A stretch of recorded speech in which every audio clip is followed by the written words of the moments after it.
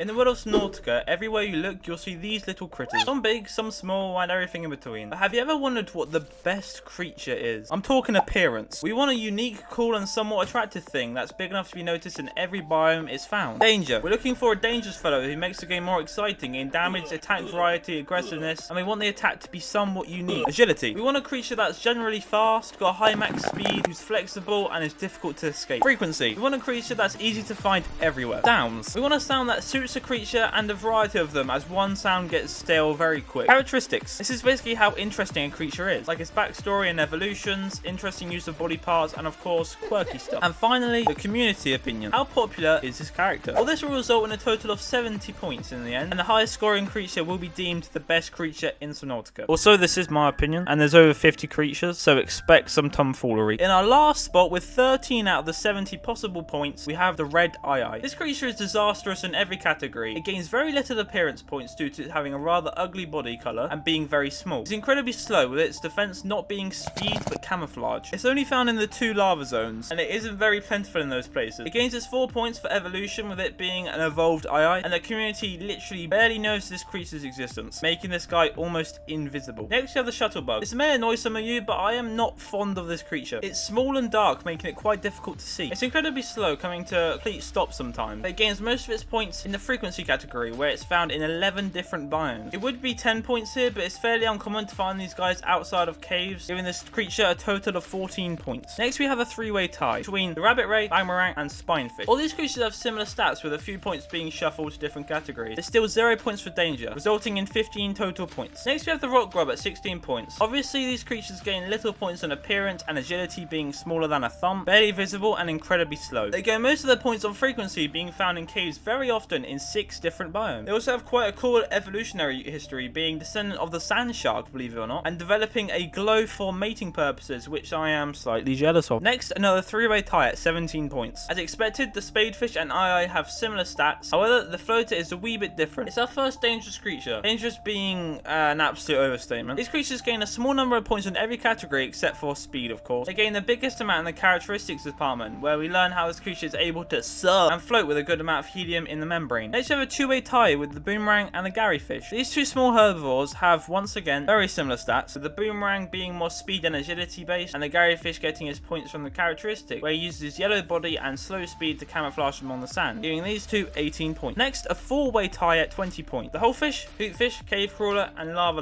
Obviously, the holefish and hootfish are very sameish. Then the cave crawler, the first creature to have at least 1 point in every category, albeit a very small amount of points. Then the lava, who gains the biggest amount of points for characteristics category, where we learn why and how it's able to suck electricity out of vehicles. Next, we have a 3-way tie between the 2 rays and the hoverfish. The ghost and crimson ray whale have exactly the same stats, where appearance, frequency, and sound carries them. The hoverfish, however, has the most appearance points of all edible fish, with 5, simply because of how cute this little guy is. But unfortunately, it falls off in speed and frequency, giving these 2 creatures 22 points. Next, we have a 2-way tie at 23 points between the bladderfish and the Reginald. Both creatures having quite interesting characteristics, like the bladderfish's defense mechanism, which is no joke that it's made almost entirely out of water, and apparently that's supposed to save it. And the Reginald, who develops a luminescent fin at its rear for mating purposes, because glow is attractive on this planet for some reason. Next, another 2-way tie between the Oculus and the Skyray. Now, these 2 are very different in stats and nature, with the Skyray being the only bird. Now, the Oculus gets a lot of its points from appearance, with its lovely purple glow and unique tail. I love this creature's characteristic. Not only is it a descendant of the peeper, the Oculus developed a tail that may not be as fast as a peeper, but capable of easy detachment and regrowth in the instance that it gets caught by a larger predator. And you may have noticed the lack of beaks. This is because the Oculus feeds off small fungus attached to the jelly shrooms, rendering the beak pointless. And then there's the Skyray, who gets most of its points to originality, giving these 2 24 points. Next, we have the Bleeder. This creature has quite a few things going for it. Though small, its original shape and appearance gives it a solid 6. The original way of dealing damage gives it a 4, and its general likeness gives it a 5. So in total, a 25 is not too shabby. Next, we have the Jelly Ray, a rather majestic creature which gains a lot of its points from characteristics, since it developed a glow which other fish use as a light and as a way to ward off predators, finishing with 26 points. Next, a 2-way tie between the Blighter and our first Leviathan, the Juvenile Reefback, at 27 points. The Blighter unfortunately falls off in frequency and danger, but makes up for it in characteristics, where, similar to the anglefish, like the real life fish, it uses a small light, luring small fish into its territory, making for an easy target, and it sounds, with it making one of my favourite screams. Then the Reefback Juvenile, who loses a lot of appearance points for not having an ecosystem on their head. These guys get most most of their points through frequency and sounds, which is very fitting to this creature. Next we have the three-way tie between the biter, the blood crawler, and the cuttlefish, which is going to infuriate 99% of Subnautica viewers. Now the biter. This little creature does fairly well in all the categories, especially the frequency, being a rather big population in 4 respective biomes. The blood crawler did better than I thought, but I couldn't put its cool appearance any lower than 6, and its very fitting screams lower than 7. It also has very interesting characteristics since it's an adapted cave crawler, and its legs enable lots of possibilities. Now the controversial one. So firstly, its appearance. Let's face it,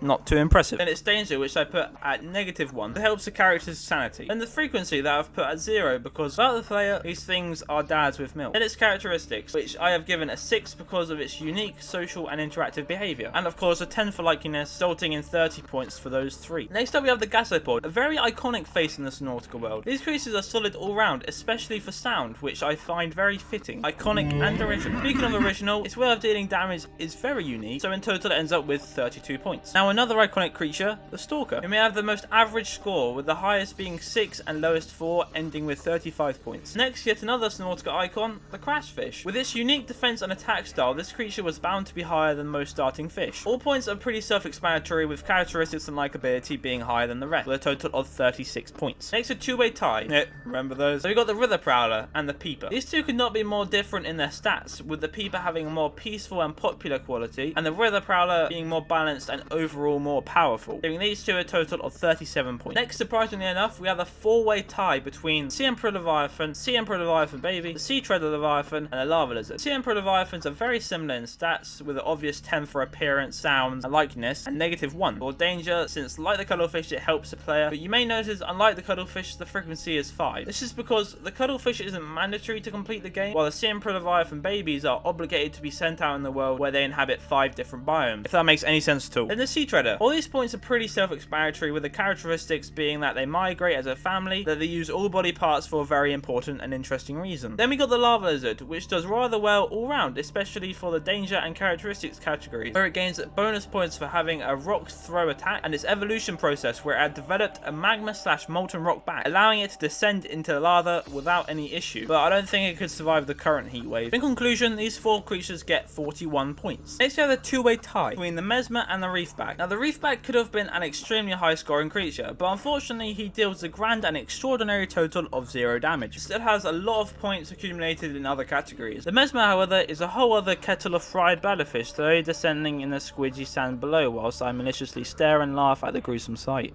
For starters, the Mesmer gains 6 points for its completely original and visually stunning damage method, and another 6 for its escapability, with it literally dragging you closer. Then 8 points each for sound and characteristics for obvious reasons, giving these two a total of 42 points. Next up we have the Bone Shark, who comes in with 4 7s. These creatures are a very common threat, being found in great population in 6 different biomes, giving them a solid 8 points. But they unfortunately lose out on their characteristics and likeness, resulting in 43 points. Next up we have the other shark, the more interesting one. This guy is quite mundane in the old points, funny enough, with a bunch of 5s, 6s, and 7s, resulting in 44 points. Next we have yet another two-way tie between the Crab Snake and the Sea Emperor Leviathan Juvenile. The Crab Snake does quite well with its rather fancy figure and interesting attack method, and a very flexy and speedy body. This creature could have reached the top 6 if it just appeared more often. Then the Emperor Leviathan Juvenile. This creature copies the baby for everything except speed, where it has a 6-point advantage, resulting in 46 points. Next we have the Ampeel. I kinda love this guy. Great appearance, interesting and unique damage type, fast max speed, cool shocking sounds, but it falls off in some of the popularity categories, finishing with a healthy 49 points. Next we have our first very high damager, the Ghost Leviathan Juvenile. It has the expected 8 points for appearance, danger, and agility. However, the frequency lets it down, with it being only 3 in the whole map, populating Lost River, making an encounter inevitable. Its characteristics are fairly interesting, with its epic quest to grow larger, consuming anything around it, with its high maneuverability